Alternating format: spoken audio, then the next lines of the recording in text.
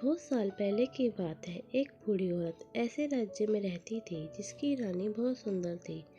बूढ़ी औरत के 4 बेटे थे जो आपस में लड़ते थे और उनकी पत्नी भी एक दूसरे को पसंद नहीं करती थी। वो सब एक साथ रहते तो थे लेकिन सबकी रसोई अलग थी और उस बूढ़ी औरत को देखा नहीं जाता था कि बूढ़ी औरत चाहती थी वह सब एक साथ मिलकर रहे और एक दूसरे की मदद करे। उसने धमकी दी कि वो सबको घर से बाहर निकाल देगी अगर वो एक साथ मिलकर नहीं रहेंगे।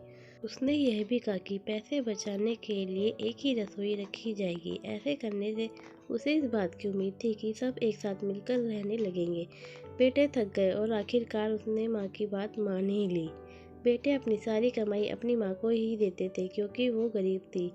एक दिन सबसे छोटा बेटा काम की तलाश में शहर गया लेकिन निराश होकर वापस लौटा तो उसने रास्ते में मरा हुआ सांप देखा और उसने उठा लिया क्योंकि वह खाली हाथ नहीं जाना चाहता था। जब उसकी माँ ने उससे कमाई मांगी तो उसने अपनी माँ को सांप दे दिया। माँ ने उसे दिलासा दिया कि वो फिर से कोशिश करे। वो सांप किसी काम का नहीं था इसलिए बूढ़ी औरत ने उसे छज्जे पर फेंक दिया।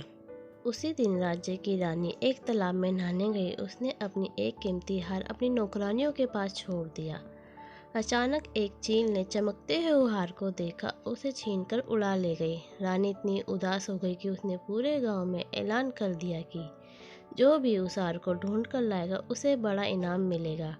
उड़ते हुए चील ने बुढ़िया के छज्जे पर सांप देखा और उसे समझ आया कि सांप तो खाया जा सकता है लेकिन वो हार उसके किसी काम का नहीं है। उसने हार को वहीं छोड़ दिया और सांप को ले गई। अगले दिन जब बूढ़ी औरत छज्जे पर कपड़े डालने गई तो उसने हार को देखा। वो जानती थी कि रानी वो हार को कब से ढूंढ रही थी।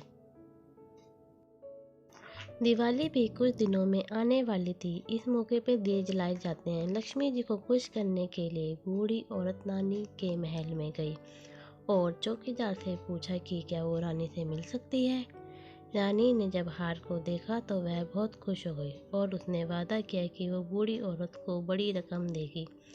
बूढ़ी औरत ने मना कर दिया और बोली, मैं गरीब हूँ, इतनी बड़ी रकम को मैं संभाल नहीं सकती। मेरी बस यह इच्छा है कि दिवाली पर सिर्फ मेरे घर में दिए जलाए जाएं और किसी के घर में नहीं।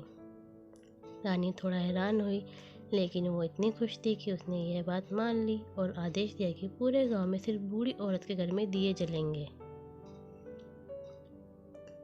बूढ़ी औरत ने अपने परिवार को घर का एक एक कोना साफ करने को कहा और खूबसूरत फूल से सजाने को भी कहा। सबने साथ मिलकर काम किया और बूढ़ी औरत ने पूरे घर में दिए जलाए। 12 बजे लक्ष्मी जी आई और चारों तरफ अंधेरा देखा तो निराश हो गई।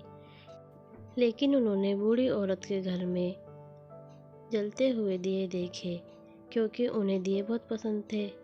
इसलिए उन्होंने बूढ़ी औरत के दरवाजे पर दस्तक दी। बूढ़ी औरत ने दरवाज़ा खोला और अपने परिवार वालों को लक्ष्मी जी का फूल और मिठाई से स्वागत करने के लिए कहा। लक्ष्मी जी उनकी भक्ति से खुश हो गई और उन्होंने पूरे परिवार को कुछ बदले में मांगने के लिए कहा। बूढ़ी औरत ने कहा, हम चाहते हैं कि आप हमारे घर में हमेशा के लिए रहे ताकि हम सदा ही खुश रह सके। लक्ष्मी जी सोचकर बोली, मैं रहने को तैयार हूँ लेकिन आप सबको एक साथ मिलकर रहना होगा, लड़ना नहीं है। अगर किसी ने मेरी बात नहीं मानी तो मैं यह घर छोड़कर चली जाऊँगी। सब इस बात से बहुत खुश थे कि लक्ष्मी जी संतुष्ट थी। वो सब उनकी बात मान गए और उसी दिन से पूरा परिवार मिलजुल कर साथ में रहने लगा और एक दूसरे की इज्जत करने लगे। बूढ़ी औरत इस बात से संतुष्ट थी कि उसकी सभी इच्छाएं पूरी हो गई। इसी तरह से लक्ष्मी जी आने वाली पीढ़ियों के लिए भी उनके घर पर पधारी। इस कहानी से हम यह सीखते हैं कि आप अपने परिवार को बचाने के लिए चालाकी कर सकते हैं जिससे आपका परिवार आज के समय में बिखरे ना। धन्यवाद। अगर आपको हमारी ये कहानी पसंद आई तो और आप ऐसी कहानी और सुनना चाहते हैं तो हमारे चैनल को सब्सक्राइब, लाइक, शेयर कीजिए।